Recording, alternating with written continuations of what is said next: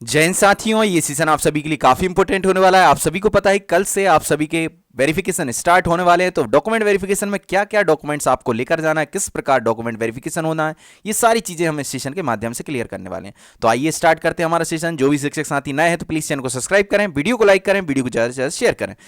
तो जैसा कि आप सभी को पता है कि जो भी आपने डॉक्यूमेंट्स अपलोड किए हैं अभी एमपीटीआरसी की साइट पर, तो वो सारे डॉक्यूमेंट्स लेकर जाना है। आप सभी ने 10th या 12th की मार्कशीट अपलोड की होगी डेट ऑफ बर्थ के लिए, यूजी की सारे सेमेस्टर की मार्कशीट अपलोड की होंगी, पीजी के सारे सेमेस्टर की मार्कशीट अपलोड की होंगी। अगर आपने रिजर्वेशन का लाभ लिया है तो रिजर्वेशन की, एससी एसटी ओबीसी ईडब्ल्यूएस का कास्ट सर्टिफिकेट आपने अपलोड किया होगा।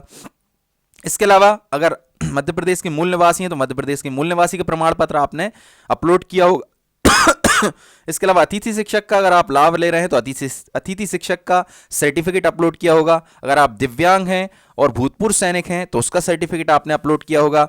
वीएड के सारे सेमेस्टर की मार्कशीट अपलोड की होंगी। इसके अलावा अगर आयु में आप छूट लेना चाहते हैं तो उसका प्रमाण पत्र, आयु में तो वैसे भी छूट मिल जाती है, आप गेस्ट का लाभ ले रहे हैं तो गेस्ट से ही आपको 9 साल का एक्स्ट्रा बेनिफिट मिल जाता है। एससी एसटी ओबीसी ईडब्ल्यूएस का लाभ ले रहे हैं तो उसका अलग एक्स्ट्रा बेनिफिट है।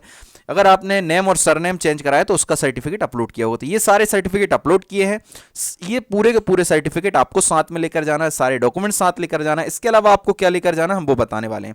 तो ये डॉक्यूमेंट्स आपने अपलोड किए हैं डेट ऑफ बर्थ के लिए 10th या 12th, UG PG BEd, UG PG BEd की सारे सेमेस्टर की मार्कशीट लेकर जाना है जो आपने अपलोड किए हैं। मूल निवासी कास्ट का लाभ ले रहे हैं तो कास्ट सर्टिफिकेट, गेस्ट का लाभ ले रहे हैं तो गेस्ट। इसके अलावा दिव्यांग साथी हैं तो दिव्यांग का सर्टिफिकेट आपने अपलोड किया होगा। एक्स सर्विसमैन है तो एक्स सर्विसमैन लेकर जाना। नेम सरनेम अगर आपने चेंज कराया तो उसका सर्टिफिकेट आपको अपलोड किया होगा और आपको साथ में लेकर जाना है।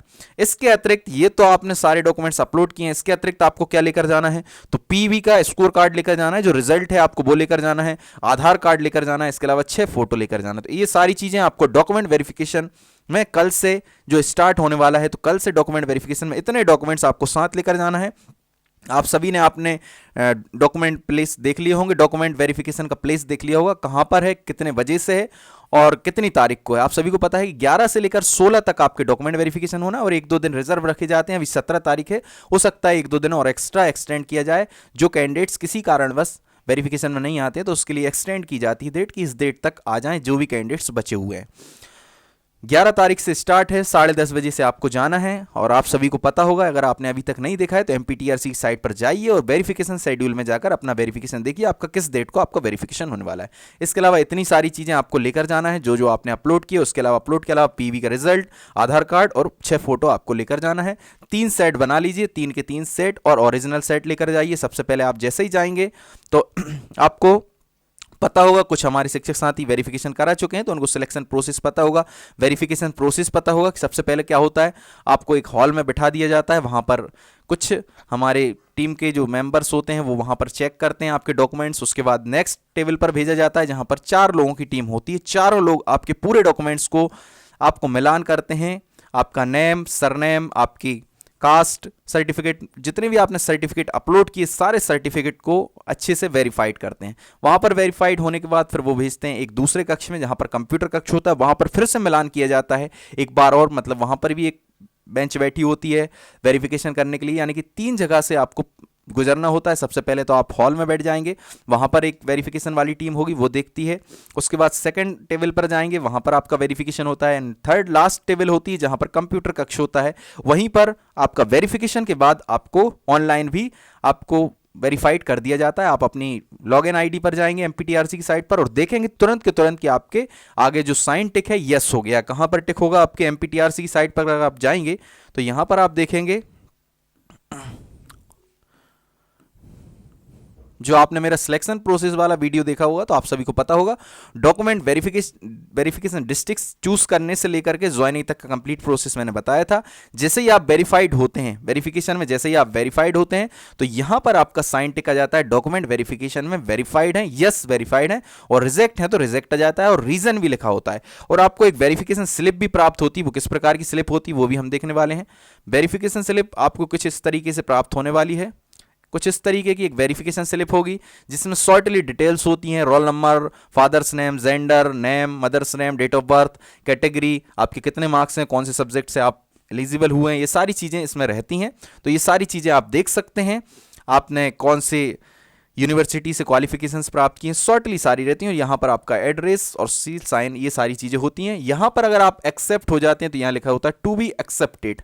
अगर आप रिजेक्ट हो जाते हैं तो यहाँ टू बी रिजेक्टेड लिखा रहता है और रीजन लिखा होता है किस रीजन से आप रिजेक्ट हुए। तो इस प्रकार आपको एक वेरिफिकेशन स्लिप प्राप्त होने वाली है, आप वेरीफाइड हो जाएं या रिजेक्ट हो जाएं। तो वेरिफिकेशन के बाद ये स्लिप जरूर प्राप्त होगी, उसमें शॉर्टली डिटेल्स होंगी। उसके अलावा आपको ये सारे डॉक्यूमेंट्स लेकर जाना है और जैसे ही आप थर्ड बेंच पर जाएंगे वहां पर वेरिफिकेशन होगा।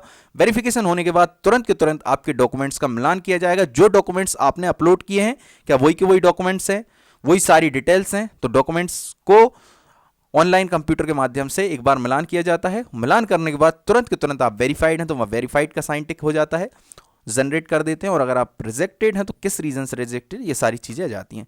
तो आई होप कि इस सेशन के माध्यम से आपके काफ़ी सारे डाउट्स क्लियर हुए होंगे। 3 सेट्स बनाकर ले जाएं। वैसे तो आप 10 सेट बना लें क्योंकि ज्वाइनिंग आपका डॉक्यूमेंट वेरिफिकेशन से लेकर ज्वाइनिंग तक की 10 सेट की आवश्यकता पड़ती है, क्योंकि फिर से जैसे ही आप फाइनल मेरिट लिस्ट में आएंगे फिर से एक बार और वेरिफिकेशन के लिए जाना पड़ेगा, जिसको हम बोलते हैं ज्वाइनिंग लेटर लेने जाना।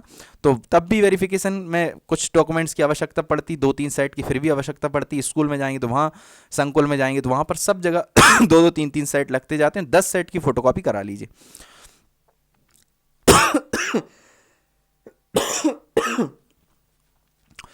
तो इस प्रकार आपके काफ़ी सारे डाउट्स क्लियर जरूर हुए होंगे। फिर भी कोई डाउट्स रहते हैं, क्वायरीज रहती हैं, जो भी आपके डाउट्स हैं उन डाउट्स को हमारे कमेंट बॉक्स में रखिए। व्हाट्सएप ग्रुप और टेलीग्राम ग्रुप से जुड़ जाइए ताकि इसी तरीके की यूनिक सेशन आपको प्राप्त होते रहें।